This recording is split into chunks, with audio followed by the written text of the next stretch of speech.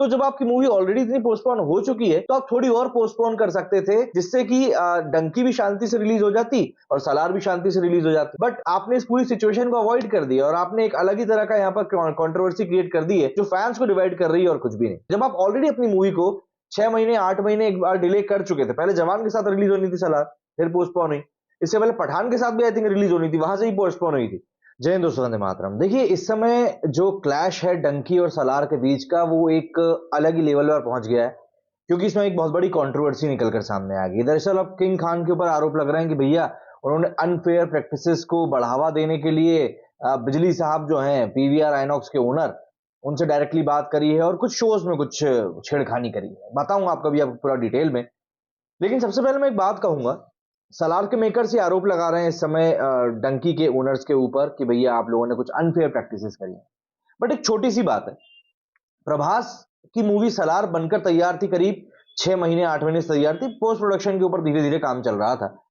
और अगर हम बात करें डंकी की, तो डंकी ने करीब 1 साल पहले ही डिक्लेयर कर दिया था कि वो 21 दिसंबर को रिलीज होने वाली है। लेकिन फिर सलार के मेकर्स ने बोला नहीं भैया, हमको भी 22 दिसंबर को ही रिलीज करना है, और बताया गया कि कुछ ज्योतिष वगैरह का कारण है, अभी जो रिपोर्ट्स निकलकर सामने आई थी। अब आप मुझे एक चीज बताइए, जब आपको पता है कि पहले से वहां पर एक बड़े स्टार की मूवी रिलीज हो रही है और आपको लग रहा है कि नहीं स्क्रीन शेयरिंग में कुछ हो सकता है ऊपर नीचे का खेल, तो आप मत रिलीज करो।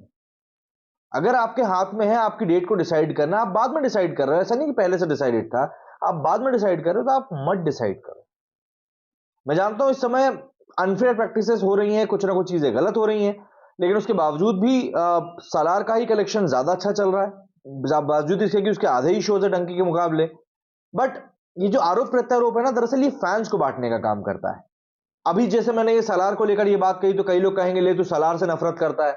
पिछले वीडियो में मैंने पूरा इंसिडेंट बताया था तो लोगों ने कहा भैया तू शाहरुख को हेट करता है।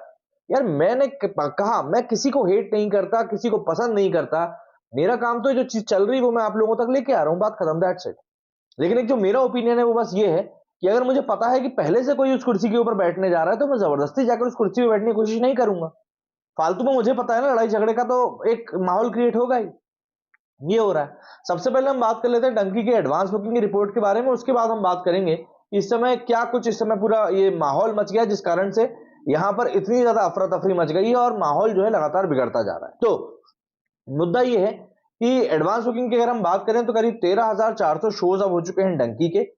नंबर ऑफ टिकट सोल्ड की बात करें तो करीब 4,10,000 टिकट बिके हैं और ऑलमोस्ट 12 करोड़ रुपए का कलेक्शन डंकी ने निकाल लिया। जी हाँ, अब क्योंकि हम 20 तारीख की शाम को बैठे हुए तो एक प्रेडिक्शन के हिसाब से अगर हम बात करें तो बहुत मोटा मोटा मुझे लग रहा है शायद 20 करोड़ के आसपास ही जाएगा इसका एडवांस बुकिंग कलेक्शन, उससे ऊपर जाने की उम्मीद काफी कम लग रही है। इसके अलावा अगर हम स्टेट वाइज की बात करें तो गुजरात में एक बार फिर से सरप्राइजिंगली बहुत बढ़िया शोज निकल कर आए हैं। 1805 शोज निकल कर आए हैं, 20 ऑलमोस्ट फुल है और 26 जो है फिलिंग फास्ट में है। महाराष्ट्र में 2100 शोज हैं, 2187 शोज हैं, बल्कि 2200 ही होने वाले हैं। 121 यहां पर ऑलमोस्ट फुल है और 164 शोज फिलिंग फास्ट में जा रहे हैं। इसके अलावा 650 शोज तेलंगाना में, 86 यहां पर ऑलमोस्ट फुल है और 106 फिलिंग फास्ट में है। वेस्ट बंगाल में 666 शोज हैं, 156 ऑलमोस्ट फुल है और 125 फिलिंग फास्ट में जा रहे हैं। मतलब एक ओवरऑल बहुत बढ़िया यहां पर माजमा बिल्कुल बन चुका है इसको लेकर कि इसकी एडवांस बुकिंग बढ़िया चल रही, मैं ये कहूंगा बहुत अच्छी तो नहीं लेकिन हाँ ठीक चल रही है। और हम ये एक प्रेडिक्शन कह सकते हैं कि यार 20 करोड़ के आसपास जहां तक है इसकी एडवांस बुकिंग जाएगी। बिल्कुल बात है कि जवान जैसी पठान जैसी नहीं जाएगी और क्लैश के ही कारण हो रहा है। देखिए ये भी एक कारण है ना, क्लैश के कारण नुकसान ऐसा नहीं सिर्फ सलार को हो रहा है, डंकी को भी यहां पर नुकसान हो रहा है। तो यहां पर क्वेश्चंस रेज करने वाला जो बात है ना वो थोड़ी सी गलत सी लग रही है, मतलब समझ में नहीं आ रहा मुझे कि जब आप इस सिचुएशन को अवॉइड कर सकते थे और इस सिचुएशन को जो क्लैश है इसको अवॉइड करने का पूरा पूरा चांस था प्रशांत नील के पास में, क्योंकि मूवी का रिलीज डेट 22 दिसंबर रिलीज डेट सलार वालों ने ही बाद में डिक्लेयर किया है, तो उनके पास पूरा चांस था कि वो शाहरुख खान की इस मूवी से क्लैश को टाल सकते थे। एंड ये जो अननेसेसरी का इस समय पूरा फियास्को हो रहा है, सब बातें निकल कर आ रही हैं, ये सब होती हैं। दरअसल बात ये हो गई कि सलार के मेकर्स की रिपोर्ट्स आ रही हैं, अभी कुछ कंफर्मेशन नहीं बट रिपोर्ट्स आ रही हैं कि सलार के मेकर्स ने कहा है कि साउथ में जितनी भी स्क्रीन्स हैं पीवीआर आइनॉक्स की और मिराज सिनेमा की, वहां से ही अपने शोज को विड्रॉ कर रहे हैं। मतलब कि साउथ में सलार अब रिलीज नहीं होगी इन स्क्रीन के ऊपर, और ऑब्वियसली बात है ऐसा होने से पीवीआर आइनॉक्स को एक बहुत बड़ा नुकसान होगा, ये बात तय है, क्योंकि साउथ में सलार ही सलार चलती है।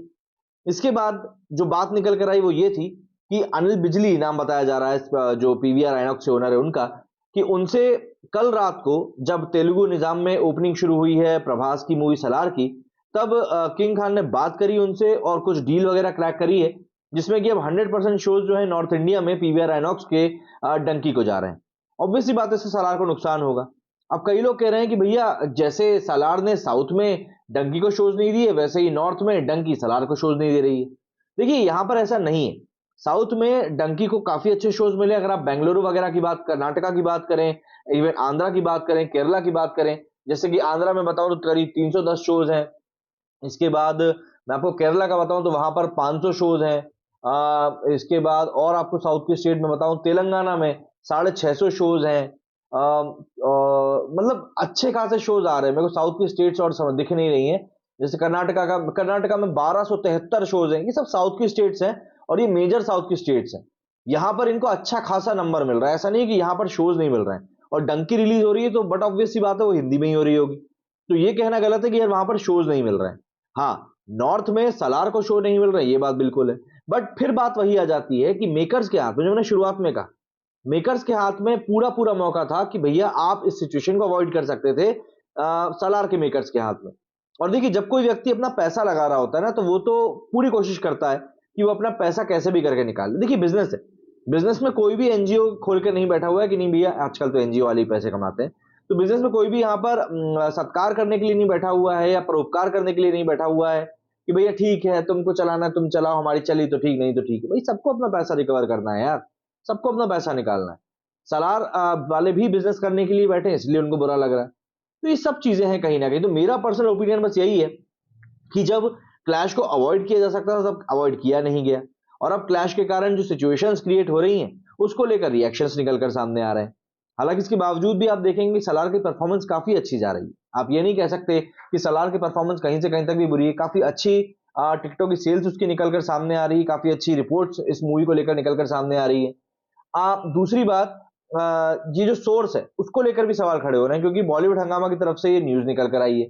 तो सभी लोग बोल रहे हैं कि यार आखिर किस तरीके से ये पूरा का पूरा माजमा किया जा रहा है कि ये दिक्कत की बात है।